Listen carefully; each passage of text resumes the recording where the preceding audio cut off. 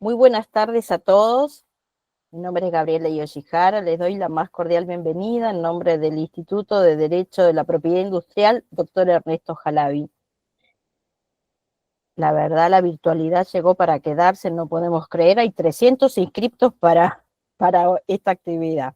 Estamos gratamente sorprendidos. Pero hoy es una actividad muy especial porque por primera vez y con mucha alegría lo hacemos en forma conjunta con otro colegio de colegas, el Colegio de Abogados de Morón. Por eso nuestro especial agradecimiento al doctor Frega, que es el presidente del Colegio de Abogados de Morón, que ha seguido y apoyado la realización de esta actividad conjunta y esperamos que sea la primera de muchas que vengan para el futuro.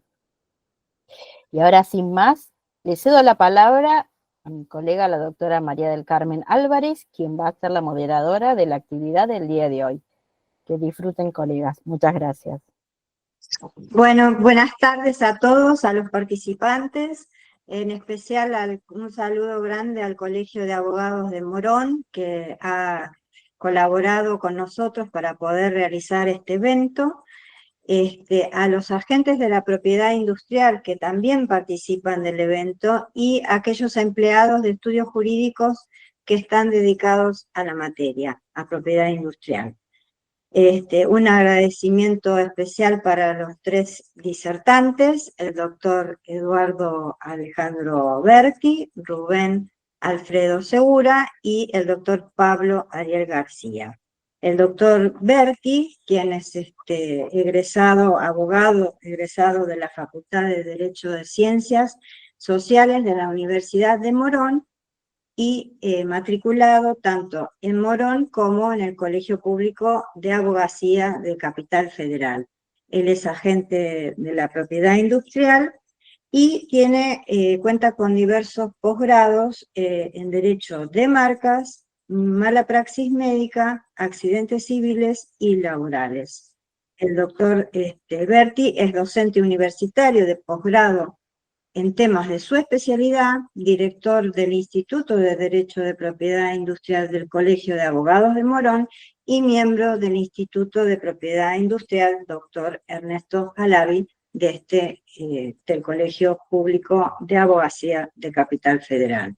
Su experiencia laboral ha sido a través de varios estudios, actualmente es socio gerente del estudio Berti y Segura, y ha desarrollado sus tareas en marcas y propiedad industrial, incluyendo la especialización de Derecho Penal Marcario. Cedo la palabra al doctor Berti para que los ilustre con su exposición. Ay, no escucho. No está el audio, pero un momentito. Ahí está, ahí se me escucha bien. Ahora sí. Bueno, gracias por la presentación. Bueno, a ver, un poco la idea acá es desarrollar la base de lo que vendría a ser los derechos que necesitamos para hacer los reclamos cuando nos llegue una consulta en relación al uso de las marcas de nuestros clientes en las redes sociales. Es muy importante tener en cuenta que hay una diferencia sustancial, porque la experiencia que nos viene mostrando de la anterior actividad que hicimos en Morón, que da puntapié a esta, digamos, todas las consultas que vinieron a darnos eran básicamente referidas a que la jurisprudencia y la doctrina que venían encontrando los colegas para hacer sus reclamos, después no les sea tan útil para hacer este tipo de reclamos por el tema de las redes sociales o el uso de las marcas en redes sociales. ¿El problema cuál era, básicamente? Que todas las acciones de uso que se viene conociendo y que generaron la jurisprudencia y la doctrina que todos aplicamos en esta materia, está más destinada, digamos, al aprovechamiento o el uso por la mala fe, a través de la mala fe. En cambio, acá lo que estamos necesitando, cuando vamos a plantear un reclamo de estas características, que no es ante la justicia normalmente, sino es ante el mismo servidor, es un uso más basado en la identidad, más objetivo que subjetivo, ¿no es cierto? Entonces es muy importante un poquito hacia atrás sobre algo que parece por ahí más conocido, ¿no es cierto? Pero que es exactamente cuál es el derecho que ostenta el cliente a la hora de hacer el reclamo, porque nos vamos a encontrar en muchas ocasiones con que el cliente no tiene los derechos que pretende tener y no nos alcanzan para ejercer las acciones que necesitamos, porque en esta oportunidad es muy importante la identidad entre la infracción y el derecho que ostenta el cliente, ¿no es cierto? Eso quiere decir que vamos entonces para atrás y repasamos la marca, cuál es específicamente, cuál es el derecho que tiene el cliente.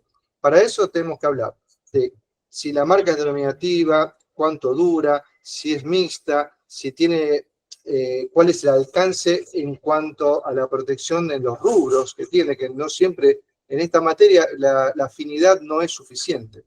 Entonces, arrancamos desde cero, ¿cierto? Sabemos que la marca es un derecho que se nos otorga por 10 años una vez que está concedida.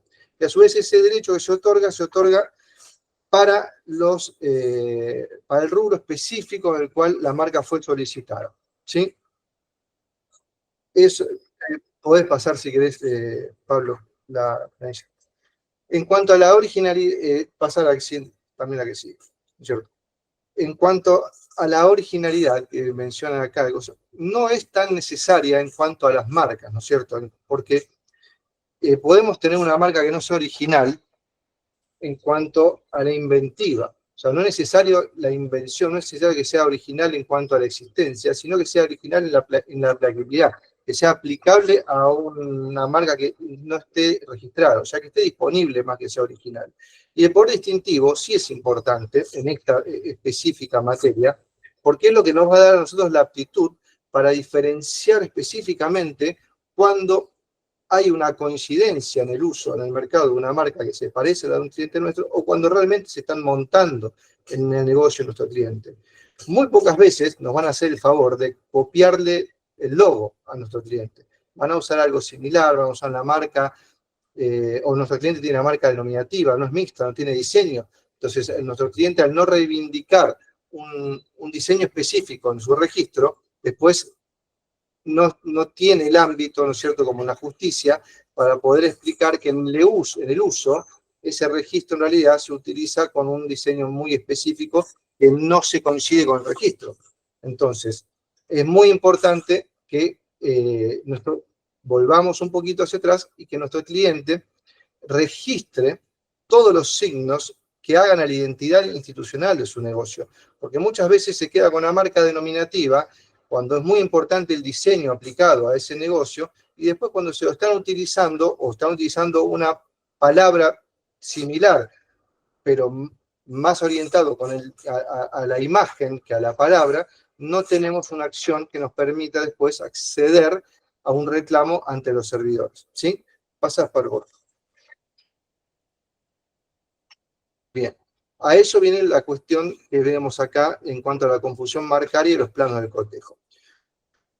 Todos sabemos que los planos del cotejo son 3 específicamente, es el visual, el fonético y el ideológico. Ahora, ¿cuál es el asunto? En este ámbito no tenemos la oportunidad de hacer un cotejo o de reclamarle a un juez que interprete, ¿no es cierto?, la confusión que se genera a través de uno de los 3 planos o de alguno de estos planos de cotejo. ¿Por qué? Porque estamos haciendo un reclamo al mismo servidor. Entonces es fundamental que haya una identidad, una coincidencia entre el derecho que estamos reivindicando y la marca que se está utilizando, ¿sí? Eso es fundamental. Por eso todo lo que vamos a encontrar en cuanto a lo que es la jurisprudencia, la doctrina, en cuanto a la confusión que se genera y cómo fundarla a través de los planos del cotejo, en este apartado específico no es tan importante. Es muy importante que logremos que nuestro cliente registre como marca la imagen que él pretende después defender en cuanto al uso de terceros en las redes. ¿Sí? Pasamos, por favor. Bien. La falta de autorización del titular es fundamental, ¿no es cierto? No se presume que el que usa una marca tiene una licencia tácita. Acá, si bien esto es una materia en la cual si bien es de acción pública, es de instancia privada. Entonces es fundamental que, si bien no se presume que haya una licencia, es fundamental que uno ponga en mora a quien está utilizando la marca ajena, ¿sí? Eso es importantísimo ponerlo en mora. ¿Para qué? Para que quede claro de que no hay una licencia tácita o que no hay un permiso de uso, ni tácito ni, ¿sí? Y hay que entender también esta parte fundamental que después se va a desarrollar con las demás actividades, que tienen los demás módulos que tienen mis colegas. Esto que define la ley de marcas en su artículo 4, que es la propiedad de la marca se adquiere con el registro. Esto es lo que marca el sistema atributivo. El sistema atributivo es lo que determina que el derecho nace con el registro. Si bien hay derechos conexos y hay ejercicios que se pueden hacer, en esta materia, en cuanto a las redes, no. Necesitamos, porque eso es lo que establecen los términos y condiciones de todas las páginas. Necesitamos poder establecer cuál es el derecho, y para eso necesitamos el título. Y quiere decir que la marca debe estar concedida para que sea útil el reclamo frente a los servidores. Y después hay que determinar específicamente el tema del uso. ¿Por qué? Porque la ley de marcas establece con una claridad meridiana que la exclusividad del uso se obtiene con el registro, pero no es tan así, porque no todo uso es ilícito, no todo uso de marca ajena es ilícito. Se tiene que, básicamente, lo que tenemos que poder determinar es que alguien se está apropiando de la marca ajena, no que la está usando, que la está usando como propia, que está logrando un provecho económico a través del derecho de nuestro cliente o del derecho ajeno, o que genera un desmedro, que le está ocasionando un daño, ¿sí?, relativo o expreso a el titular de la marca. Si es un uso publicitario, si es un uso referencial o un uso civil que no sea en el ámbito comercial, no es un ilícito, ¿sí? Así que no es tan así que todo uso, el uso es absolutamente exclusivo, eso tiene un límite, ¿sí? Estamos hablando de que no es absoluto el derecho de excluir a los demás en cuanto al uso de la marca. ¿Podemos pasar, Pablo, por favor? Bien. Lo mismo que estábamos hablando recién en cuanto a la confusión directa o indirecta se aplica a este caso. ¿Por qué? Porque la jurisprudencia de doctrina, en cuanto a las acciones de cese de uso tradicionales que hacemos ante la justicia federal, receta estas dos ramas, podríamos decir, de lo que es la confusión como elemento determinante. Es la confusión directa, es cuando se está confundiendo, el uso ajeno, el uso de la marca ajena, genera una confusión en cuanto al producto o al servicio, cuando en realidad uno está buscando otro producto u otro servicio, y la confusión es la confusión directa. Y la confusión indirecta vendría a ser cuando el consumidor lo que confunde es al productor, o sea, el fabricante o el oferente del servicio, ¿sí? En vez del producto, sino al productor. Pasamos. En este caso de las redes, es importante, digamos que si no hay una marca registrada, es muy difícil hablar de confusión indirecta. No va a haber confusión directa. Necesitamos registrar al servicio, ¿no es cierto?, como marca para poder después, o sea, reclamarle de que se está generando una confusión directa. Con lo cual no habría confusión indirecta, técnicamente hablando. Estamos hablando siempre de confusión directa. Porque siempre estamos hablando no de que se apropie de la marca ajena, sino que está superponiendo a la persona. Pero para eso debemos transformar a esa persona, jurídica o física, en una marca. ¿Me entienden? De esa manera vamos a poder siempre tener una acción frente a las redes. Porque lo que nos piden es el título de la marca y la identidad en cuanto al uso ajeno, el uso de la marca ajena y la marca que nosotros tenemos registrada. Entonces, si alguien está superponiendo a las personas, que vendría a ser lo que llamamos la confusión indirecta, en la justicia la podemos argumentar, acá no vamos a tener esa oportunidad. No hay un ámbito de discusión para poder plantear estas cuestiones subjetivas. Entonces es importante ese planteo. Después tenemos lo que son los daños derivados por el uso de la marca ajena. Esto en realidad es una construcción bastante compleja y que merece una reunión muy específica para hablar de este caso en particular. Porque hay distintas maneras de evaluar el daño. O sea, queda determinado que hay daño. La ley establece, la jurisprudencia así lo recepta también, de que cuando hay uso de marca ajena se presume que hay un daño. Ahora, que se presuma que existe un daño no quiere decir que uno lo tenga cuantificado o que esté determinado cuál es ese daño. Entonces, y a través del uso que se da en las redes, a veces es muy difícil determinar cuál es el daño, porque uno lo puede tratar de determinar con distintas teorías. El dinero que yo perdí por el uso que hace el otro, el dinero que ganó el otro con el uso de mi marca, el daño a la reputación o al prestigio de la marca que yo poseo, a la frustración de negocios. O sea, son todas formas difíciles de probar o de cuantificar el daño, más allá de que se presuma cuál es el daño. Entonces, los tribunales muchas veces, ¿cómo lo han resuelto?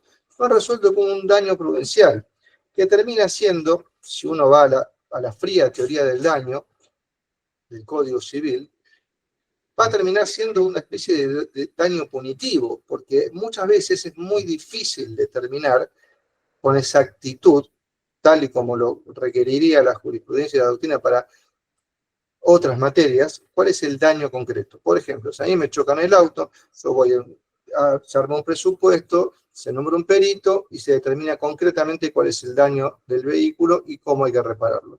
En esta materia es muy distinto, porque el daño se compone de distintos elementos, la mayoría son subjetivos, y la mayoría no todos están determinados uno con el otro.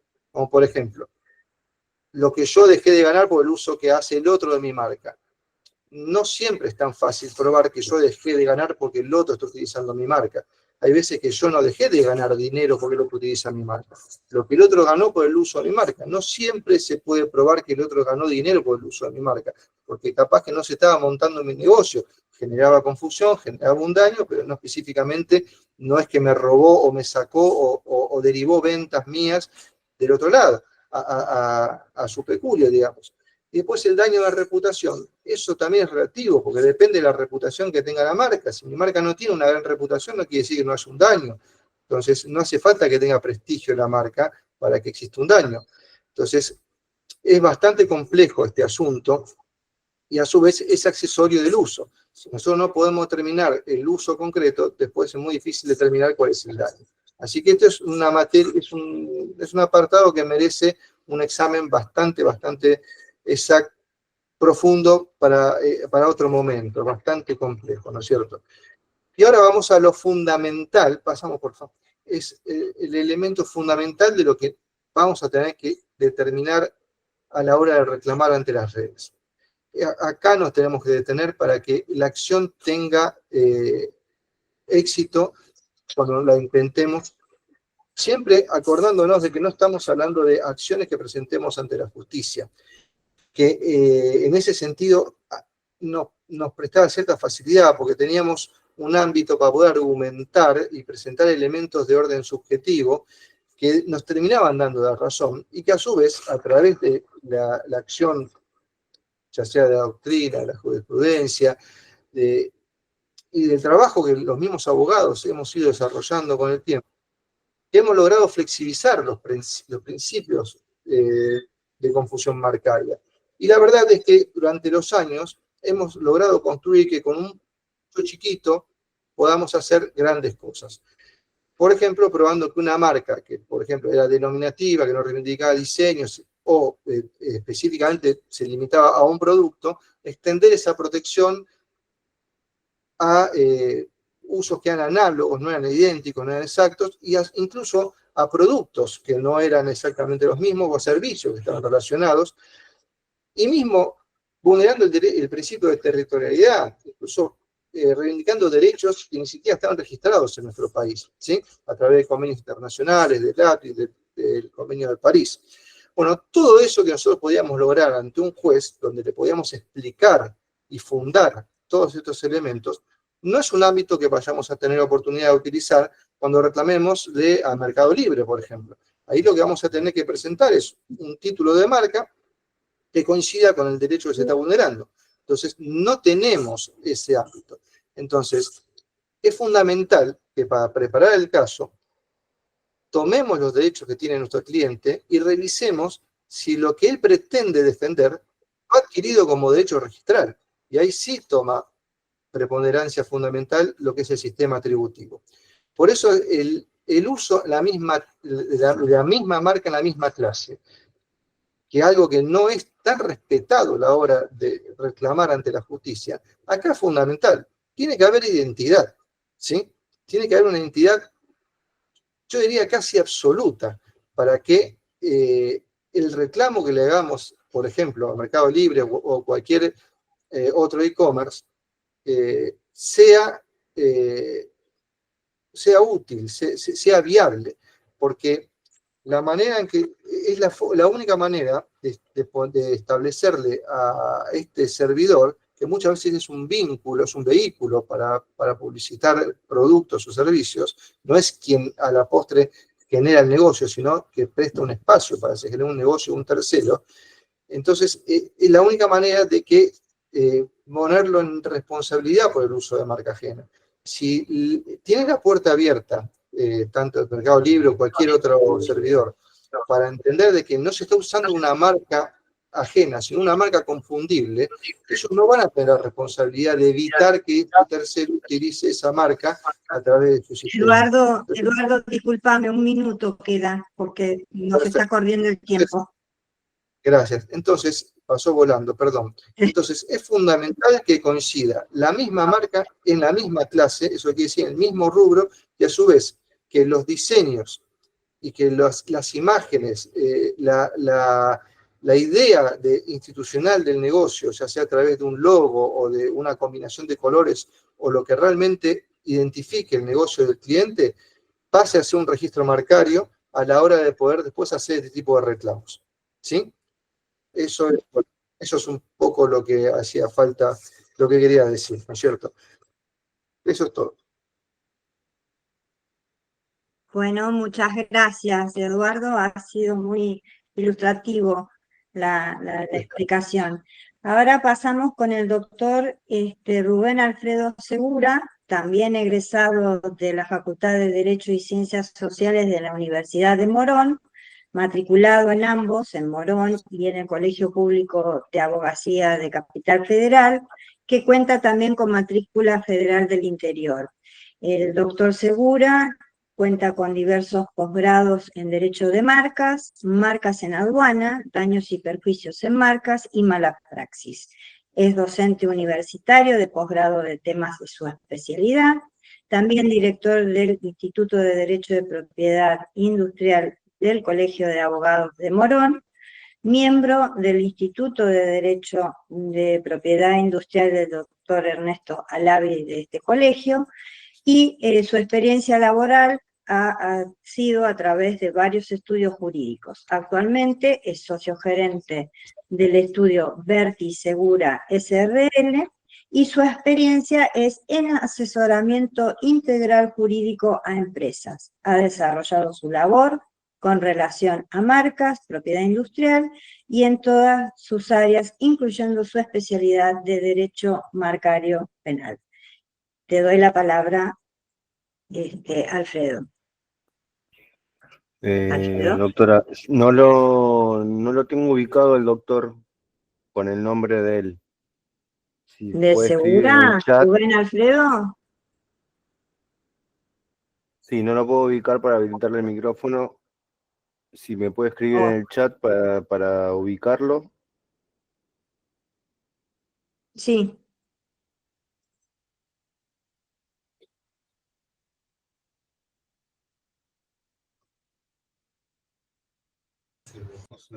Debe estar con el nombre Juez Fiel. ¿Cómo me dijo, doctor? Juez Fiel. Debe estar con el nombre Juez Fiel. Ah. El mail es r.segura. No lo ven. Ahí lo ubiqué, doctor. Ya le habilito el micrófono.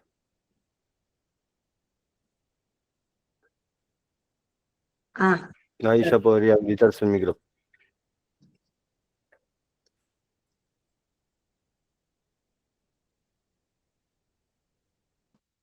Hola, ¿qué tal? Buenas tardes. ¿Me escuchan ahora? Sí, sí, te escuchamos. No sé si escuchaste, yo buenísimo. te hice la introducción ya. Sí, la escuché perfecto. Le agradezco a todos los que están presentes por asistir. esta actividad tan linda, en conjunto entre los dos colegios, algo realmente muy lindo. Escuchamos con detenimiento lo que tiene que ver con el módulo 1. Sale bien.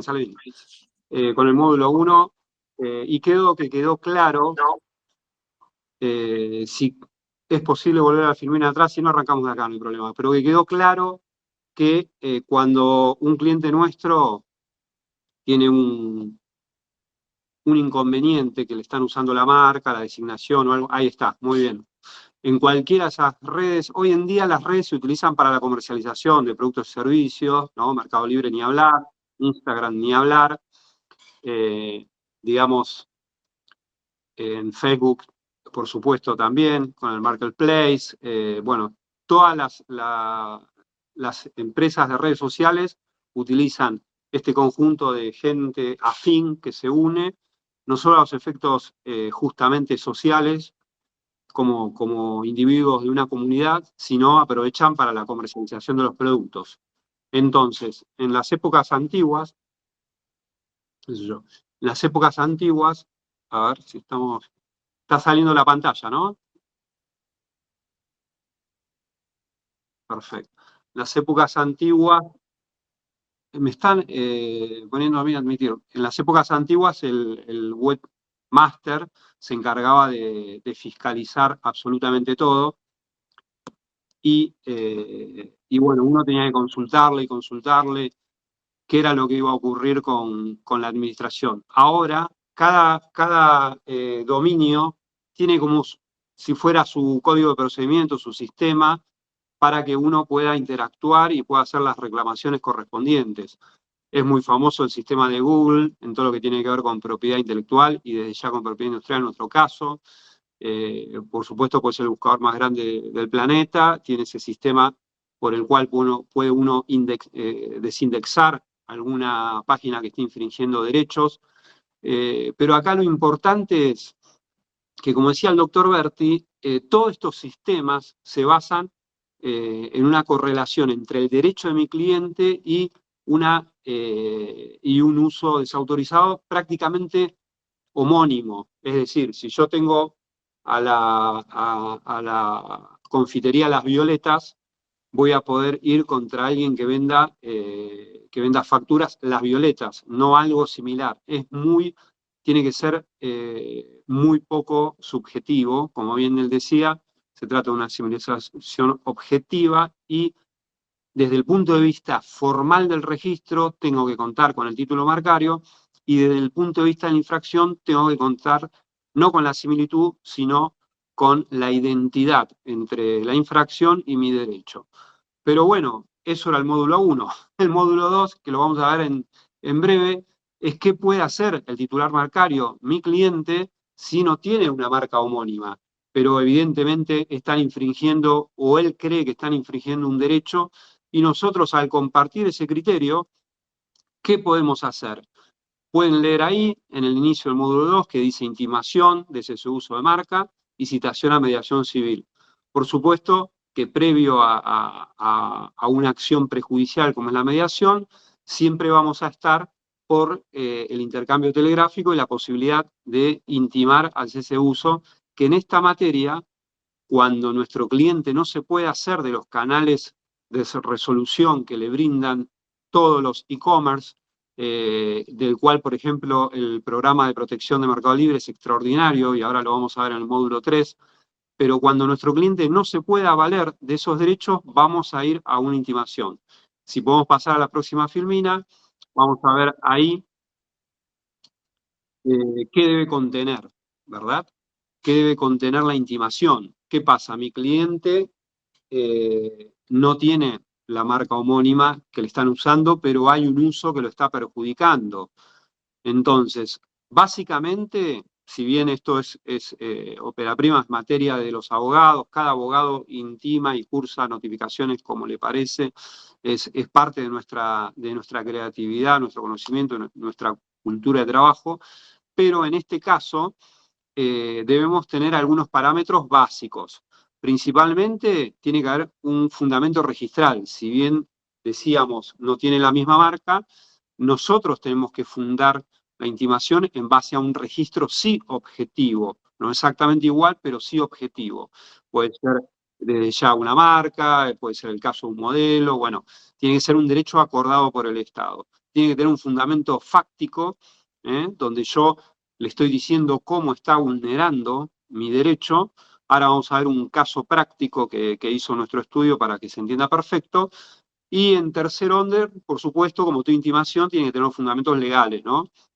A partir de la ley de marcas, la 22362, obviamente los acuerdos de París, de la ATPIC, y todas las convenciones que nosotros creamos que corresponden, pero siempre es necesario agregarlos. Pasamos a la próxima imagen y vamos a ver un ejemplo, como les decía, de la vida real que nos pasó y que sirve este ejemplo para entender cuál es la diferencia entre el registro y la violación al registro. Por un lado, si ustedes alcanzan a leer, ahí decía que se dirigía en carácter de titular del registro de la marca MacStation, en las clases bla, bla, bla, clases bla, bla, bla. Es decir, que primero pongo el fundamento registral, lo que decíamos recién. Siempre la intimación, como es de uso y costumbre en toda materia, siempre voy a esgrimir el derecho en primer orden, ¿no? Porque soy titular del registro tal, del registro tal, de los que yo considere que se parecen o que puedan estar afectados, toda la enumeración que pueda tener de mi cliente. Paso a la segunda filmina, Pablo, y ahí van a ver que hay una diferencia entre el registro de mi cliente y el uso que lo está perjudicando. En este caso era en Instagram y en un local físico real, ¿no? Un local en la calle, pero que toda su venta se canalizaba a través de Instagram. Entonces nosotros decíamos que en el carácter de titular de MacStation, le informamos que hemos detectado que ustedes producen, ofrecen y o comercializan mercaderías correspondientes al rubro de las clases mencionadas, concretamente productos electrónicos con marca Apple, imponiendo la comercialización de tales productos y designación sin registro, la designación MioStation. Como verán, MioStation no es exactamente la marca de nuestro cliente. La marca de nuestro cliente es MAC Station y la marca que usaba este pseudo infractor es MIOS Station. Pero ¿qué pasa? Mi cliente es el dueño de MacStation y considera que MioStation es una similitud que él no está dispuesto a tolerar. Este señor ni siquiera pide una marca, no existe el proceso de oposición, nada que se parezca, sino simplemente se pone a vender graciosamente por Instagram.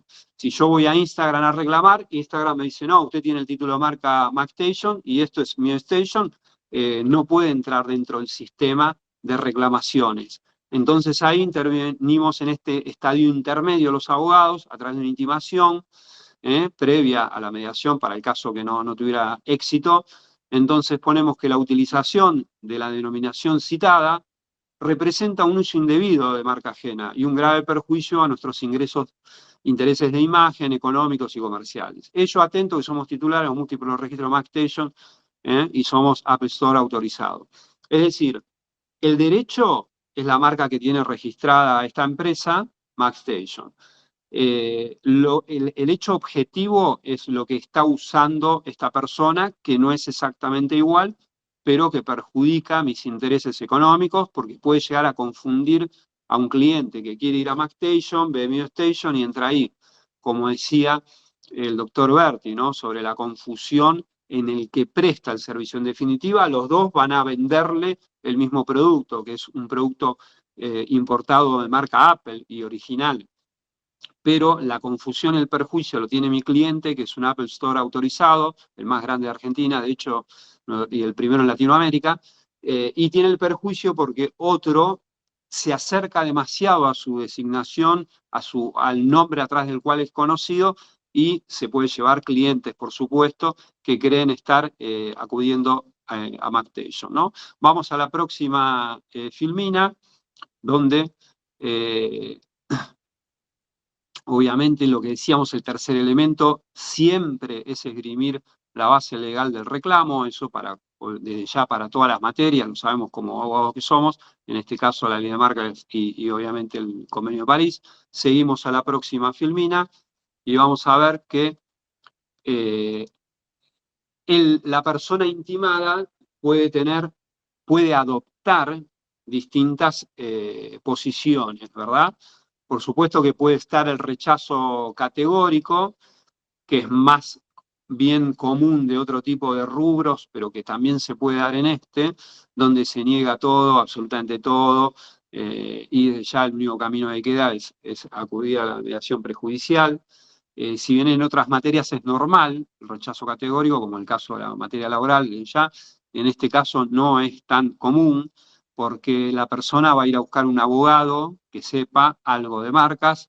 Si este abogado no lo sabe, va a consultar a otro que sepa algo de marcas, y así sucesivamente, con lo cual, si tiene buen criterio la persona que lo asesora, que va a ser en la gran mayoría de los casos así, va a dar la posibilidad de tener una solución previa a la mediación. Y lo que decíamos, la segunda opción es justamente esto, es el rechazo con allanamiento, que es lo más común.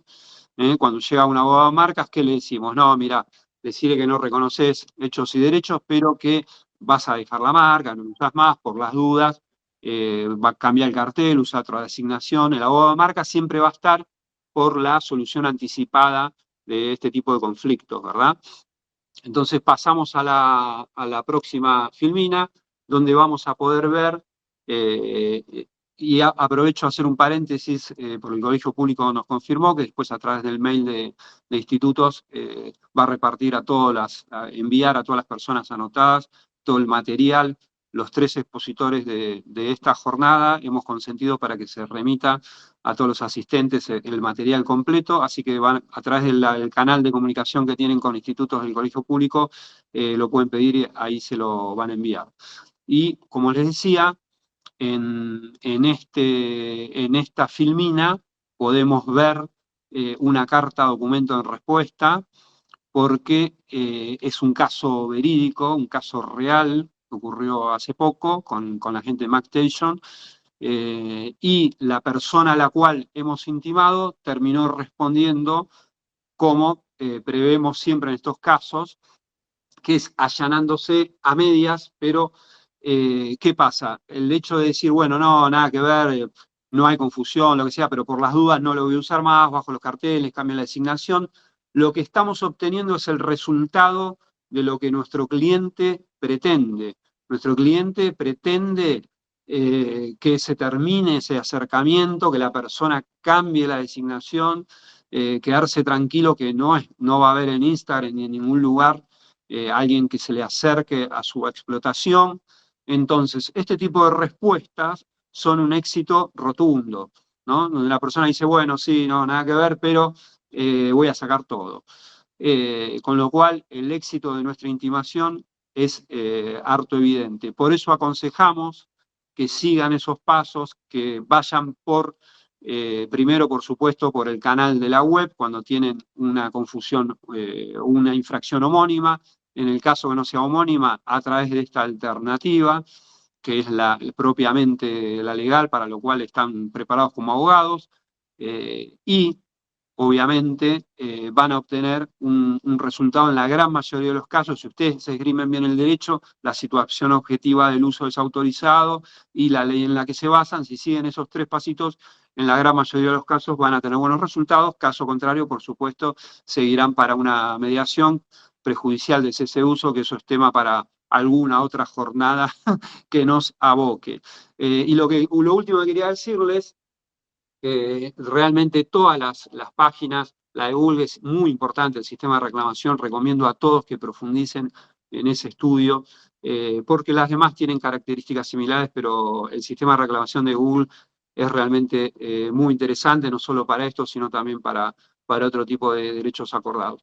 Y desde ya, como en la Argentina, y bueno, la mayor cantidad de comercializaciones se celebran a través de Mercado Libre, el sistema que tiene de protección de marcas, Mercado Libre, es realmente extraordinario, y para nosotros como abogados es obligatorio estudiarlo y seguirlo, porque estamos hablando de la gran mayor cantidad de operaciones comerciales que se hacen en la Argentina. Así que tenemos que ser especialistas en este programa, que bueno, ahora en el tercer módulo nos va a brindar un especialista en la materia, el doctor García, en todo lo que tiene que ver con redes e informática, nos va a brindar es la explicación de algo absolutamente esencial para todos los abogados. Les mando un saludo grande, siempre a disposición, tanto el Colegio Público de Abogados, el Instituto de Propiedad Industrial, como el de Morón. A todos, saludos y nos vemos, nos cruzamos por tribunales. Gracias, Alfredo. Muy ilustrativo, muy bueno el caso práctico. Ahora vamos a continuar con el doctor Pablo Ariel García, que es egresado, abogado de la Facultad de Derecho de la Universidad de Buenos Aires y agente de la propiedad industrial, matriculado en el Colegio Público de Abogacía de Capital Federal. Cuenta con una maestría de propiedad intelectual de Flasco, y cuenta también con diversos estudios de posgrado en Derecho de Marcas y Patentes, Derecho de Autor y Gestión de Pymes. Es docente de posgrado en temas de propiedad industrial y miembro activo del Instituto de Derecho de Propiedad Industrial, doctor Ernesto Alavi, del Colegio Público de Abogacía Capital Federal. Ha trabajado como jefe de sistemas en editorial RPAR S.A., y actualmente es socio del estudio jurídico GRP.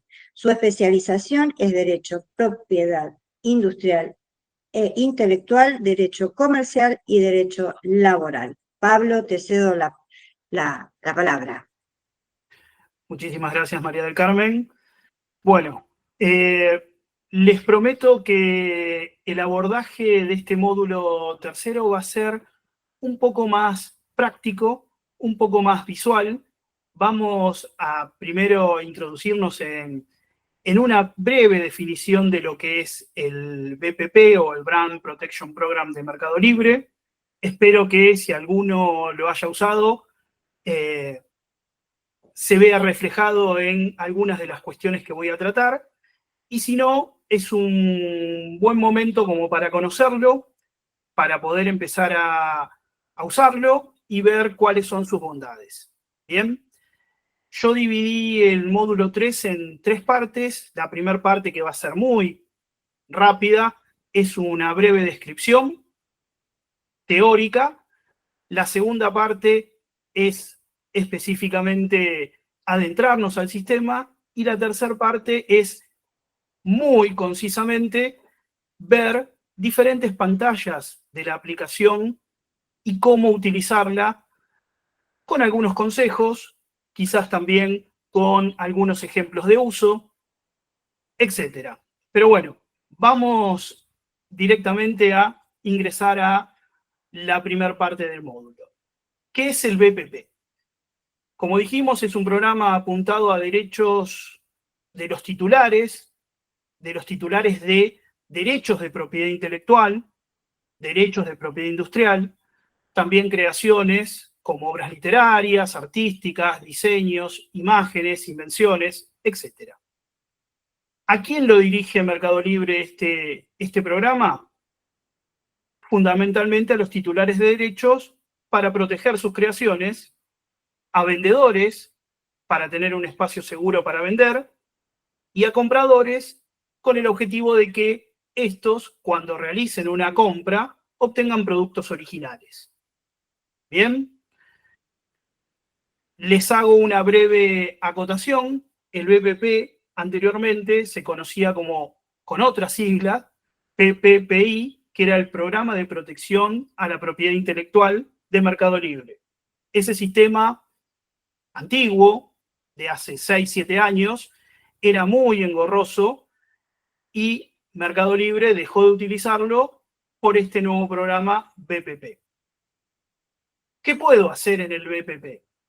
El programa le permite, como dijimos, a esas tres personas, a los titulares, a los compradores y a los vendedores, denunciar posibles infracciones a publicaciones que se encuentran hoy en día en Mercado Libre.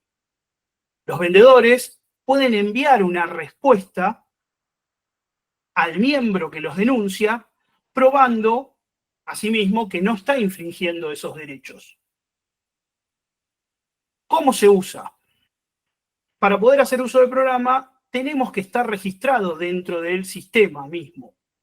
no es necesario tener una cuenta de Mercado Libre y, como dijimos, o como digo ahora, no solamente los titulares pueden hacer denuncias, sino nosotros, los abogados, siendo apoderados, podemos también realizar denuncias en nombre de nuestros representados.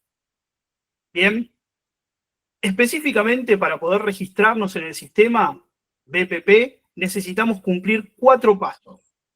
Bien, esos 4 pasos reflejan el flujo de trabajo que ambas partes, vendedor, denunciante, deben cumplir para poder utilizar el sistema.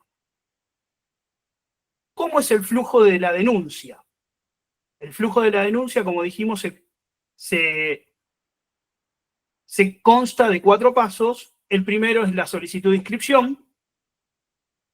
Cualquier titular de derecho puede adherirse al programa presentando la documentación que lo acredite como tal, específicamente si es un titular de un derecho de una marca, el título de esa marca, si es el titular de un derecho conexo o de propiedad intelectual o una invención, llámese una patente, a través del título, a través de la inscripción en la Dirección Nacional de Derecho de Autor, etc. El segundo paso del flujo de la denuncia es que el titular de ese derecho o su representante realice la denuncia. ¿Bien? Porque a partir de esa denuncia, la publicación va a sufrir ciertos avatares. El primer avatar que va a sufrir esa denuncia es que va a ser pausada. Y se dará aviso al vendedor de que existe una denuncia y este vendedor va a tener un plazo para poder contestar, y si no contesta en ese plazo, que les adelanto que es de 4 días, la publicación va a ser dada de baja directamente. Este titular de derechos, una vez que inicia el reclamo, también tiene un plazo para seguirlo y darle ese seguimiento, porque si no sería muy delicado que alguien maliciosamente, por ejemplo, haga una denuncia a diestra y siniestra de todas las publicaciones de sus competidores y con un solamente denunciar perjudicar a ese vendedor que quizás no está haciendo ningún ilícito ni haciendo nada malo. Una vez que se realiza ese paso 2, que es la denuncia, se tiene que enviar una respuesta, como ya dijimos. ¿Bien?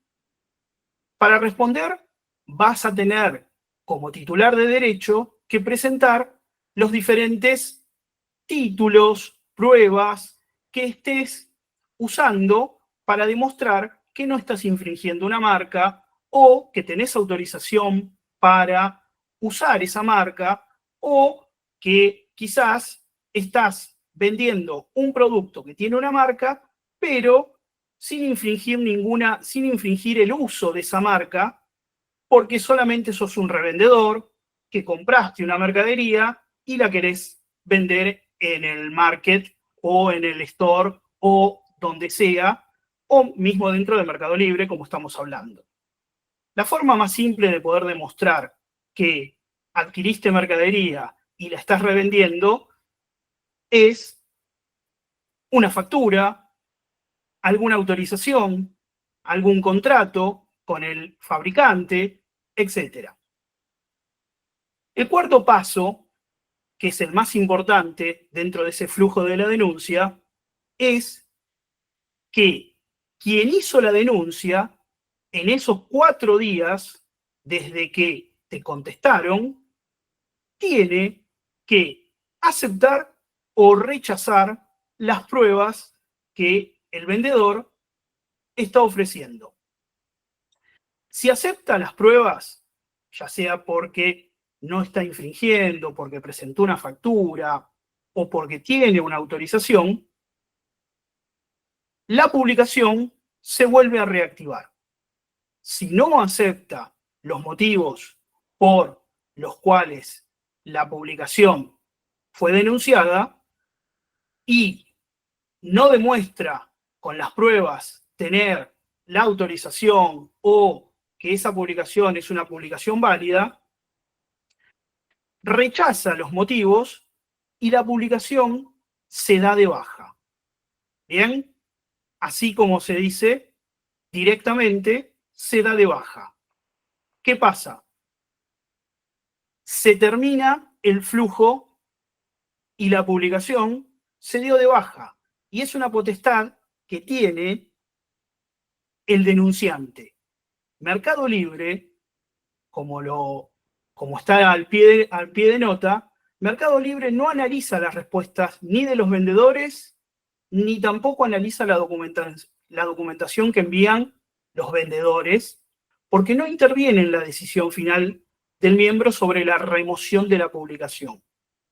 Después, si uno hace eso de rechazar y no demuestra o tiene una actitud demasiado agresiva o tiene una actitud que no se condice con la realidad, tendrá diferentes sanciones que veremos más adelante.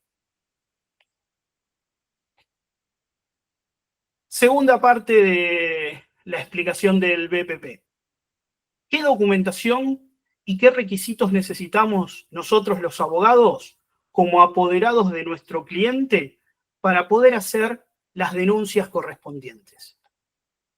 Bien, la documentación, nosotros nos vamos a abocar, creo que es el ejemplo más simple, nos vamos a abocar a una marca.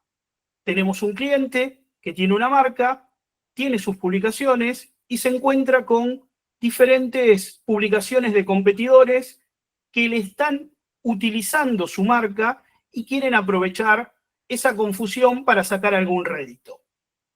Ese es el ejemplo o el caso que estaríamos tratando. La documentación que nos va a pedir Mercado Libre no es ni más ni menos que la que conseguimos al obtener el título de la marca. La marca, propiamente dicha, los datos del titular, el número de acta, el tipo de marca que es, si es figurativa, denominativa, mixta, si tiene algún logo, ya sea porque es figurativa o mixta, las renuncias o limitaciones para lo que se concedió la marca, ¿bien? Porque yo puedo tener una marca, por ejemplo, de ropa, que hace jeans, pero no hace remeras. Entonces, discúlpame, Pablo, 3 minutos nos quedan porque estamos con el tiempo muy justo. bueno, voy a Perdón. pedir si nos podemos exceder 2 minutos, así voy directamente a la parte práctica. Gracias. La clase y la fecha de vencimiento. La fecha de vencimiento es muy importante porque Mercado Libre, a través del BPP, verifica que las marcas estén vigentes, porque uno no podría renunciar por un derecho que ya se extinguió. Requisitos para apoderados. Los apoderados deben tener un documento que acredite el poder otorgado por el titular para defender sus derechos.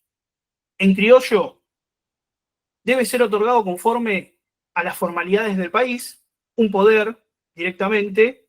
La firma debe estar certificada por escribano público y si se trata de una persona del exterior, porque puede ser que representemos a un cliente extranjero, debe estar apostillado. Importante, no se aceptan contratos comerciales sin facultades suficientes para defender o denunciar derechos de propiedad intelectual o industrial y no podrán adherirse distribuidores oficiales o representantes exclusivos. Bien, estamos hablando de que es el titular del derecho y su apoderado. Esta es la parte a la que quería llegar y por la cual voy a pedir si nos podemos extender 1 o 2 minutos. ¿Cómo nos registramos al programa? Y les voy a dar algunos pantallazos como para que vean la herramienta. Para registrarnos, seguimos ese link, Mercado Libre, PPPI, Write and Roll, nos va a preguntar qué tipo de usuario somos, si somos apoderados. Si somos apoderados, nos va a pedir que ingresemos nuestros datos, que ingresemos el poder, que pongamos un dato de titular del producto, ¿bien? Yo estoy representando a una marca, bueno, voy a poner los datos de ese titular, si no, pondré los míos. Si yo represento a un titular, tendré que poner los datos de ese titular. En este caso es un ejemplo de un cliente mío que me autorizó a publicarlo en esta presentación. ¿Qué tipos de derechos voy a defender? Pueden ser marcas, modelos, como ya les adelanté, son varios. ¿Cómo voy a indicarle a Mercado Libre o al programa de que yo soy titular de ese derecho? Adjuntando el título. Si tiene un representante, ya sea alguien dentro de mi estudio que se encarga de manejar esas tareas, puedo poner los datos. Hasta acá, todos estos datos son privados. Como último paso, Mercado Libre nos va a pedir que informemos ciertos datos públicos. ¿Qué datos públicos? Nuestro nombre y un email con el cual va a contactar al infractor y va a ser el canal de comunicación que eventualmente podríamos tener una vez que se solucione o no se solucione el problema que hayamos denunciado. Una vez que yo presento toda la documentación, Mercado Libre a las 48 horas me va a mandar un email y me va a decir que toda la documentación está correcta y nos va a informar que tenemos que darnos de alta directamente en el sistema porque ya la documentación está correcta y nos va a pedir que demos de alta como si estuviéramos dando de alta un email de Gmail o lo que sea con un usuario y una clave. Una vez que ponemos esos datos, ahí van a ver abajo un link para directamente ir y crear esas credenciales que llama Mercado Libre. Nos va a conectar nuestro email con el sistema y ahora vamos a poder ingresar al sistema ya directamente como para poder utilizarlo. El sistema, lo están viendo, es una pantalla inicial donde tenemos diferentes opciones, búsquedas, publicaciones, vendedores, denuncias, gestión de denuncias, bien, ayuda y soporte. En esta pantalla principal, lo primero que vamos a poder hacer es hacer una búsqueda de los términos que nosotros quisiéramos auditar. Supongamos, vamos a una cuestión concreta, supongamos que nosotros queremos hacer una auditoría de un cliente que vende perfumes.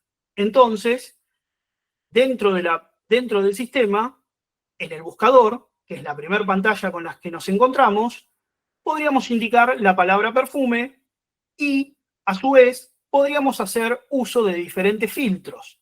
Esos filtros nos van a permitir filtrar por un precio, por un vendedor, por una publicación, etc.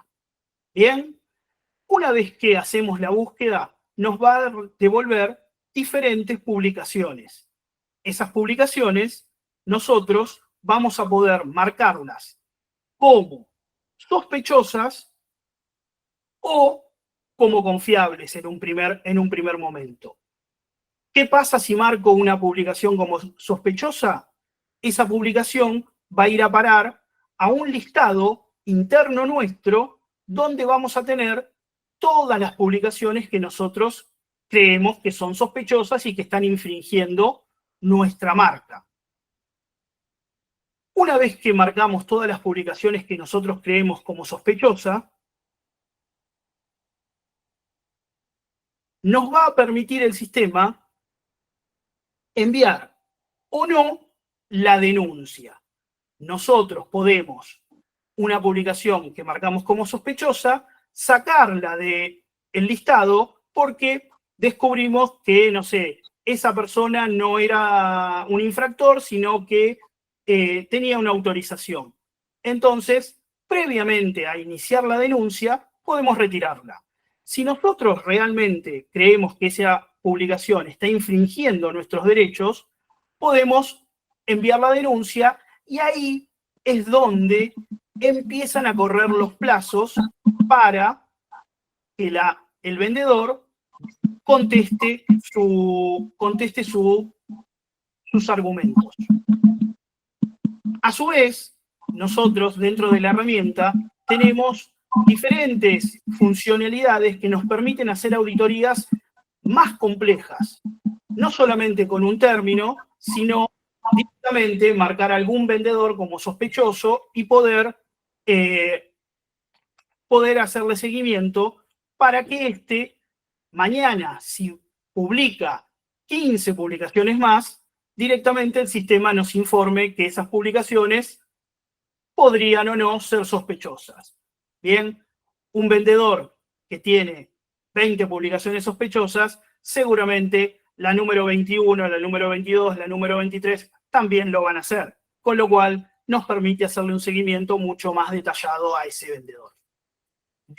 Por último, dentro de la herramienta, una vez que nosotros hicimos la denuncia y el vendedor contestó con sus argumentos, ese intercambio va a seguir y va a quedar reflejado dentro de la herramienta, donde podremos ver la documentación que nos remiten, podremos hacerle preguntas a ese vendedor o directamente podremos ratificar la denuncia, con lo cual la publicación será despublicada y no existirá más esa publicación dentro del listado de Mercado Libre. Perfecto, Pablo. Bien. Vamos a ver si existen preguntas. No sé, María, cómo seguimos. Ahora sí, Pablo, estamos muy cortos de tiempo.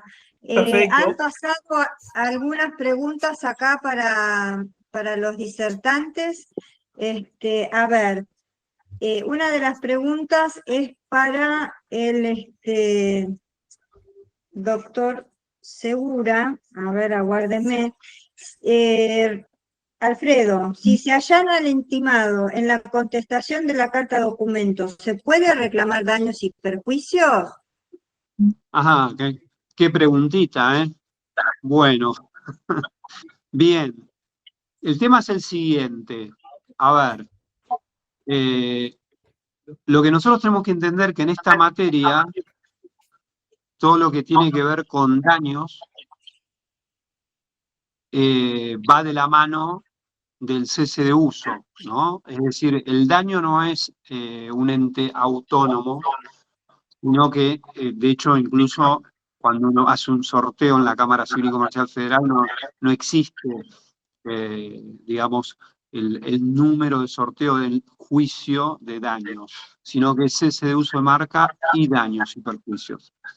En este caso, como los daños son accesorios y siguen al cese de uso, si hay allanamiento, prácticamente sería imposible cobrar daños. Los daños tienen que ver con si uno tiene que perseguir después en una mediación o en una instancia judicial, tiene que perseguir el cese de uso y no en forma aislada. ¿Otra pregunta? Sí, para Eduardo Berti, ¿el derecho de uso de una marca es literalmente exclusivo? Yo creo acá que lo respondemos con la ley misma, ¿no? No, justamente no. A ver, un poco lo expliqué en la exposición.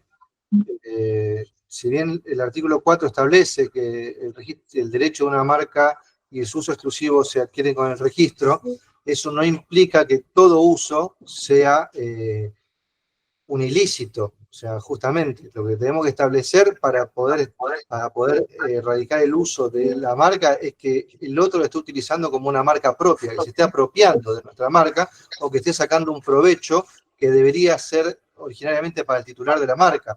Un uso publicitario, un uso referencial, un uso en la vía civil, por ejemplo, de la marca, no es un uso que uno pueda prohibir, salvo que pueda determinar que está ocasionando un perjuicio.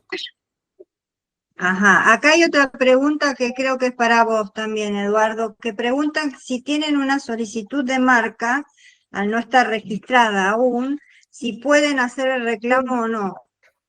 No, a ver, es una pregunta difícil. A ver, el reclamo siempre se puede hacer, es como una intimación, yo puedo intimar a quien quiera por lo que quiera, digamos, que me den lugar al reclamo, eso va a depender siempre del servidor. Los servidores normalmente lo que hacen es establecer que si no hay un derecho constituido, que es irrevocable, no van a dar lugar al reclamo por la vía administrativa. Ahora, si yo voy a una sede judicial, ni hablar una instancia prejudicial, yo puedo lograr cualquier cosa que el otro acceda. Pero en una instancia judicial es muy difícil, salvo que sea una marca notoria, que me den alguna acción cautelar con una marca en trámite. Y ante los servidores, si yo no tengo un título de marca que sea irrevocable, no me van a dar nunca, no le van a hacer la exclusión del derecho al tercero. Eso seguramente que no.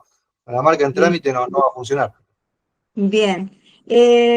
Doctor García, aquí tenemos una pregunta que dice, ¿qué sanciones se aplican a vendedores que publican reiteradamente productos que infringen derechos de propiedad industrial?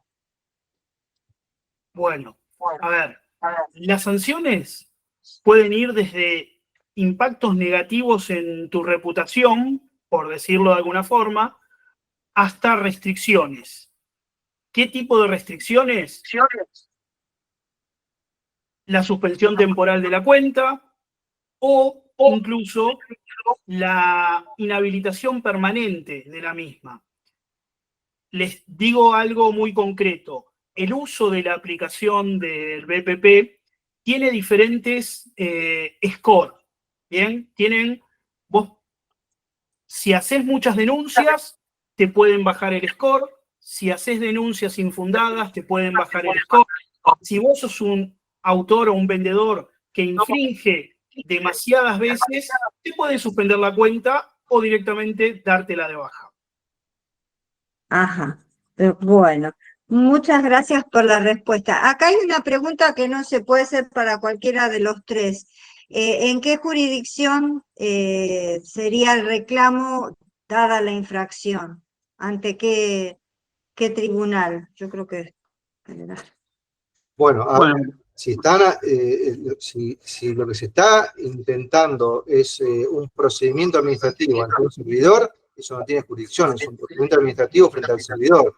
Si a su vez ese procedimiento administrativo es rechazado o es incongruente o no tiene el resultado esperado, uno tiene acceso a la justicia siempre, y eso va a depender si uno está reclamándole. Uno ahí elige al infractor, elige al demandado. Si uno va a demandar al servidor, cosa que no es lo más recomendable, bueno, tiene que ir a ver a la justicia federal. Si va a reclamar por el uso de la marca, directamente tiene identificado al infractor directo, bueno, ahí directamente va a ir a la justicia federal en base al uso de la marca donde se esté realizando. Si es en la web, es en la ciudad de Buenos Aires. Si lo encuentra en un lugar físico, se da donde es el lugar físico. El tema es que incluso hay una pregunta ahí que estoy viendo en el chat que hace una doctora que dice que da por sentado que conoce al infractor. A ver, justamente, si uno tiene elementos para hacer un reclamo concreto y el servidor no le queda otra, eso ya se determinó en un viejo fallo del 2014 contra lo que era remate.com. Si uno puede establecer que hay una infracción, una marca registrada, que hay identidad absoluta, ya la justicia determinó que el proveedor de servicio le tiene que proveer al reclamante de los datos del infractor. Y ahí es donde uno lo va a encontrar. Ahora, si no hay identidad, no se ve obligado el prestador de servicio de comunicación a dar los datos, porque no ve que haya una afectación hacia ellos.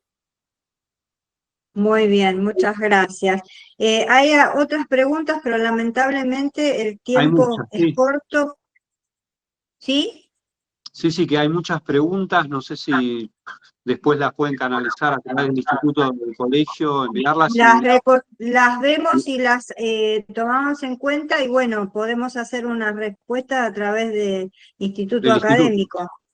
Perfecto, excelente. ¿Ya? A todos los participantes. Bueno, les quiero agradecer la participación, un especial agradecimiento al presidente Jorge Fraga del Colegio de Abogados de Morón, a los directores del Colegio también de Propiedad Industrial del Colegio de Morón, al doctor Berti y al doctor Segura, a Pablo, al doctor Pablo García, han sido unos excelentes expositores. Y bueno, esperemos que en el futuro podamos volver a coordinar y tener otro evento así en común con el Colegio de Abogados de Morón. Así que bueno, agradezco a todos los participantes que se han anotado y han escuchado tan buena disertación. Buenas tardes. Gracias a Hasta luego, todos. gracias. Que sigan bien. Gracias.